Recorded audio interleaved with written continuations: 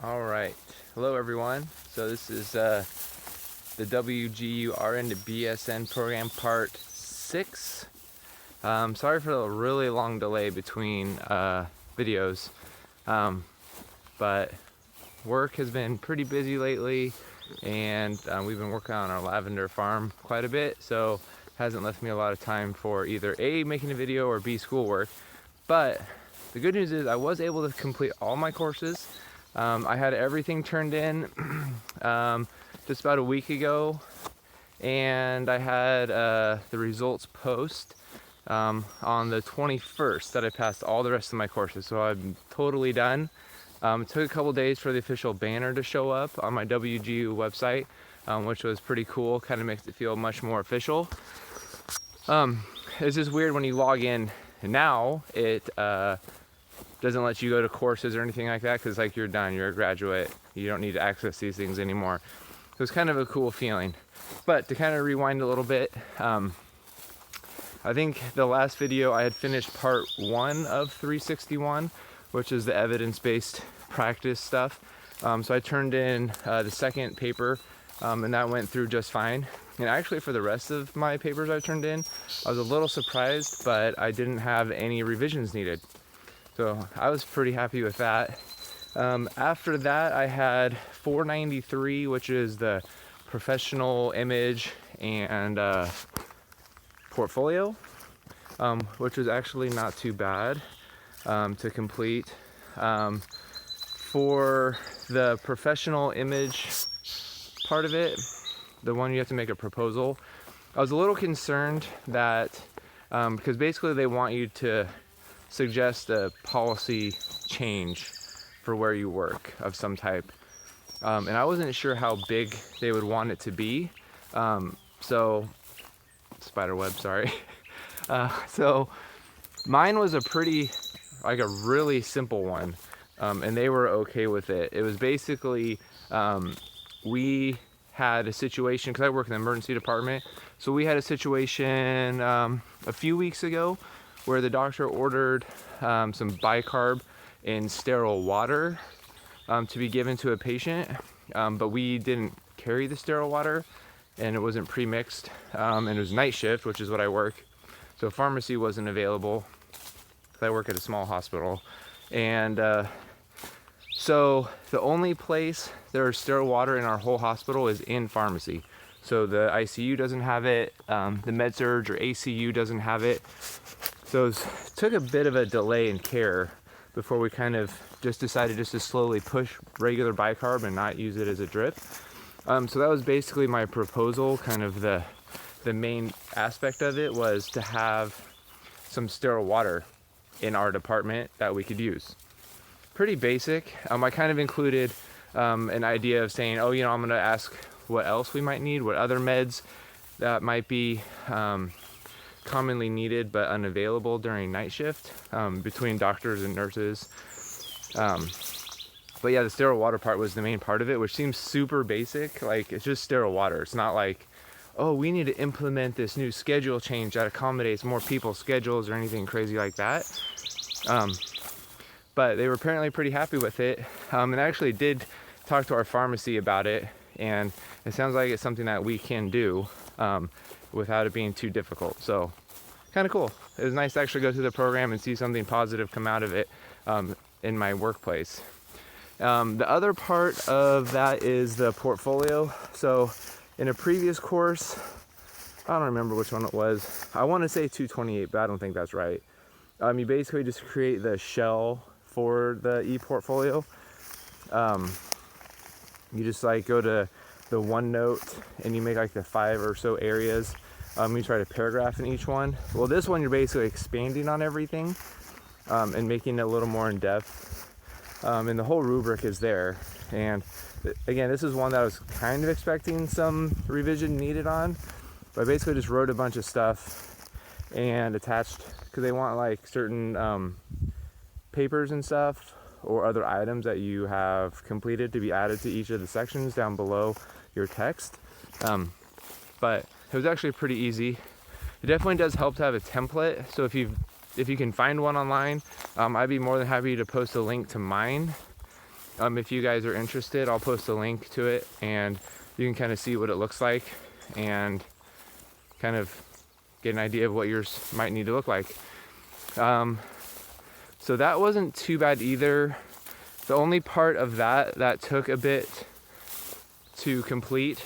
So that one's hard to do unless you've completed 229 or the L127, which I did get into L127. I don't know if I mentioned that last time because my mentor, Lizzie, was wanting me to wait until it was basically 493 and 127 left before I could start the L127.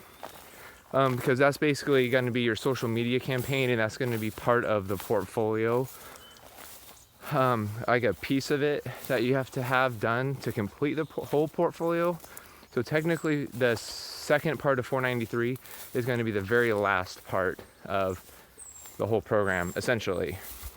L127 will finish like right before it, and then 493 will finish after that. So yeah, 493 is not horrible. You have to like have your resume updated and a professional reference. So you can have like one professional reference or like 4, like probably more like coworker references, I think. So I just had talked to my charge nurse and my manager and I was like, hey, do you mind signing this off?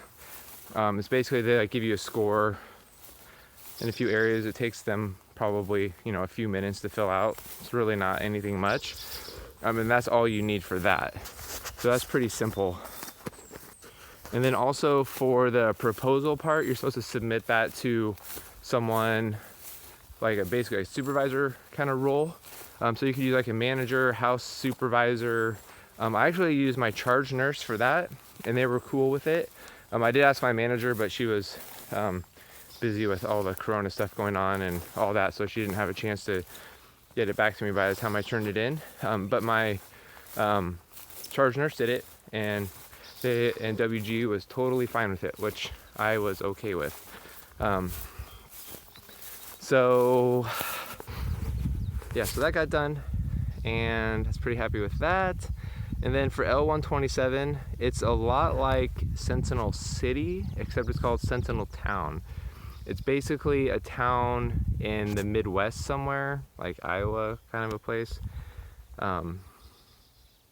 It is not an attractive town. It is, it's like dry and there's no scenery and there's not much to do and it's kind of a depressing place. And for this one, I wasn't really sure because there wasn't a lot of guidance on it as far as, I guess it's like a newer course, so there's not a lot of resources online to kind of model what your paper and everything should look like. But the time I spent in Sentinel Town, Sentinel Town was probably, I don't know, maybe an hour or two. So it's a little different than Sentinel City. So for that one, they have, like, you're supposed to go around and take pictures of all the different places, Well, in Sentinel Town, they say, like, you still need to hit all these places, but it's not on the map, so you actually have to kind of either walk or drive. There's no bus. There's no public transportation. So you're basically in a car and you're just driving around. And so that's what I ended up doing. I started taking pictures of, like, all the stores, because there's, like, basically there's, like, a blank building, and then you see, like, a sign for, like, a store or for some other kind of facility. So I started taking pictures of those because I wasn't really sure what I was exactly looking for. But there is a list if you go to the rubric area of, I think it's like 12 different areas that you need to take pictures of, and your camera holds up to 20 pictures. So basically you just need to drive around and then just like keep looking left and right until you see like an item on the list. But the driving around part takes not very long, maybe half hour, 45 minutes. And then I did a bunch of talking to other people. And they're pretty open. WGU's, I feel like they're pretty open on what topic you want to pick. There's basically like a ton of different issues. So the one I went with was basically people are really bored there and there's nothing to do. And so they're not active. Plus people are kind of lonely there, because there's not a lot of people, and like I said, there's like a place to play pool, and that's it. There's no real parks or anything for people to hang out. So basically my social media campaign was a mix of Snapchat and Instagram, basically encouraging people to go to different areas throughout the town during a week. So basically, if you're familiar with Snapchat, there's a way you can get like custom filters for certain areas. So if you set up, like if you have like a farm, like if we did something on our lavender farm and we wanted a custom filter to show up, we basically pay Snapchat and we'd have like a certain area, like a physical area, like a few hundred square feet or, you know, an acre in size or whatever. And then people would have access to that custom filter when they're in that selected area. So basically my idea was to have this campaign go on throughout the town, and like every week or every month have it at a different location where you could get a new custom filter. So it could be like at the water tower, or you could collaborate with a private business at some sort of cafe, and they could either pay for that custom filter or they could offer gift cards, which for my Instagram, I would use a certain hashtag. And so then the organizers could go back at the end of the month and basically just randomly pick someone who used the hashtag and get them a gift card to that business. So basically you're increasing foot traffic, you're increasing people's activity, and the businesses will be able to do better. Because another thing I saw was a lot of people kind of complain that there's not a lot of local business support there. It's mostly for bigger companies, like in other towns or something. So anyway, it was not like a really crazy topic or a really crazy in-depth campaign. It was pretty basic, but it seemed to do pretty well. Like I said, there's no negative feedback on it. Everything came back without revision, so apparently they were pretty happy with it. I think some of the parts, I could see how people might get a little overwhelmed on it, like, oh, what's the cost of this campaign going to be? I don't think they're necessarily looking for like a for sure cost, like this is exactly down to the dollar how much it is, because it's kind of vary anyways, like even in real life. So if you just find a resource kind of just giving an estimate even online, like they would be fine with that. And I said for mine the cost would vary. It could be, you know, from $100 to $500 a month. So basically the cost of the custom filters for Snapchat, but for Instagram you're not paying anything. For Twitter you're not really paying anything. I mean, if you decide to do ads, like promote ads, that would cost more, but again, I don't think it would cost very much. So try not to get hung up in the details on that whole social media campaign. Just kind of go like broad, and then of course if they need, you know, more details, they'll let you know, but don't go over the top with it. But I would definitely recommend getting into L127 as soon as you can, because it literally took me over just like 2 days. It's like one day I was like driving around doing everything, and the next day I kind of came up with a social media campaign. I kind of thought about a little bit what was the main issues going on in the town, which there are a lot of them. So like health access, obviously, like unhealthy habits and all that stuff, it's all very prevalent there. So don't feel like you're looking for the one area that they think that you should do, because there's a lot. Like I said, there's, you know, people aren't getting out and about, there's nothing to do, there's a lot of health inequity there. There's actually a decent amount of like domestic abuse kind of situations where people feel like they're not safe where they live, so you could easily do something on that, set up a resource there. It's really not difficult. It's probably easier than real life to find something. Plus you really don't need to spend a ton of time on it, especially compared to 229. I think for 229 you were supposed to spend like 60 to 70 hours like in the community, going to classes, and talking to experts and stuff. And this one, it's like literally you could spend maybe 5 hours for the whole course and you'd be done. So I definitely recommend jumping on top of that as fast as you can. So probably for my review overall for this program for WGU RN and BSN online, I would say it's really, like I've said before, it's really going to come down to, you know, you're going to get out of it what you put into it. So for me, I finished it literally in 7 weeks. It was like exactly 7 weeks. I completed my papers. They came back positive, and the next day my timer switched to like 1 week less. So I started at 26 weeks and I had finished it at like 19 weeks, and the next day it turned to 18 weeks. So it literally took me 7 weeks exactly. I started May 1st. I finished it June 21st, essentially. I was just waiting on the paperwork and all that to finish up. So I was talking to my wife about it. I'm like, there's some classes I don't super remember very well. I couldn't really tell you in depth about care of the older adult, or, you know, the informatics or anything like that. But for me, as I've said, it's more about proving competence than necessarily like learning a new topic in depth, if that makes sense. So basically, are you able to study for something and get to a level of competence, you know, in X amount of time? So for me, a lot of the test courses were like a day or two. So it just showed that I had, you know, a good base level of knowledge there, and I wasn't going to go through every slide and everything for care of the older adult to learn everything I possibly could. Now, if you want to do that, that's great. You should totally do that.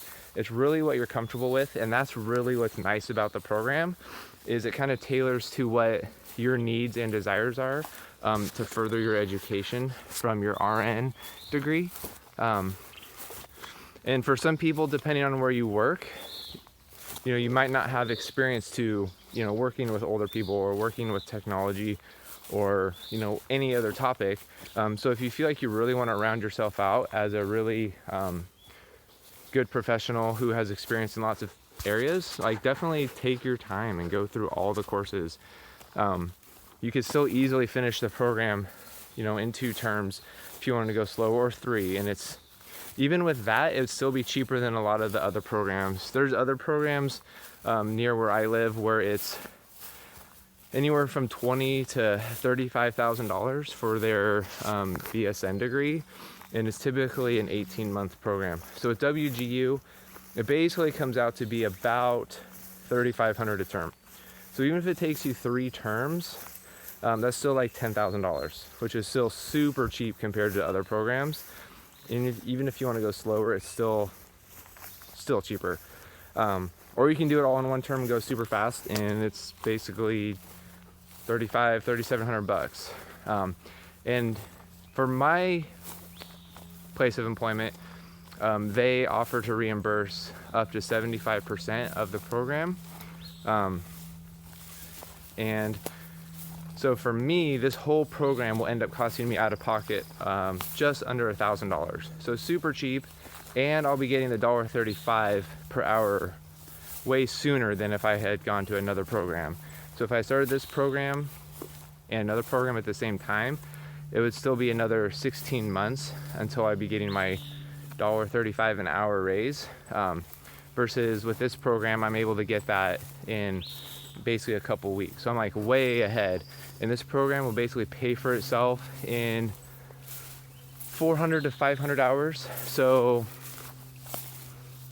several months, and then I'll break even. So like half a year, maybe not even that, a quarter of the year, and I'll have broken even on it. So financially wise, it's definitely a good investment, especially if your place of employment has a pay raise involved. I know a lot of places don't, because they might be like a magnet hospital, which means you have to have your BSN even to work there. But then you're kind of future-proofing yourself in that you don't have to worry about it, because there's no way that they're going to start requiring you to have like an MSN or anything like that. Like that would be like maybe 100 years down the road. There's a lot of hospitals, including the one I work at, that don't require a BSN, because we live in a rural area, and it would just be, there'd be basically no one available to work at the hospitals. So that's why they do offer that incentive to get your BSN. So I hope this video series has been helpful to people. I know some people message and they keep saying, well, when's the next part coming out? When's the next part coming out? And I always feel really bad because I want to get it out, but then I'm in the middle of my work stretch. And I always like to do my videos outside, because I feel like people who are sitting just in their room or something with, you know, staring at their computer talking, I feel like that's kind of boring. But maybe that's me just working in the ER and always needing a lot of stimulus to stay alert. Maybe you're not like that, but I always like to do it outside. It just feels more peaceful out here. You can hear the birds going and other animals and insects too. So anyway, I hope this series has been helpful to you guys. I'll leave my email down below. If you guys want to email me, if you have questions about the program, I'll help you as best I can. Over time, the program may change to a point where I'm not able to give really accurate advice to a specific course, but maybe I can still give, you know, general help to the program itself, or general help to courses. So let me know down below if you want me to link my resources, including my e-portfolio for you guys to look at. Maybe it'll be helpful for you. Other than that, it's been a really good time. I appreciate all the positive comments, and I try to reply to everyone's comments. I like everyone's comments. I think it's great. It's so cool how people have found my videos just by searching on YouTube. So if you think they've been helpful, feel free to share them with a friend. Other than that, I wish you the best in the program, and you guys will do great, and don't stress about it, and have a good life.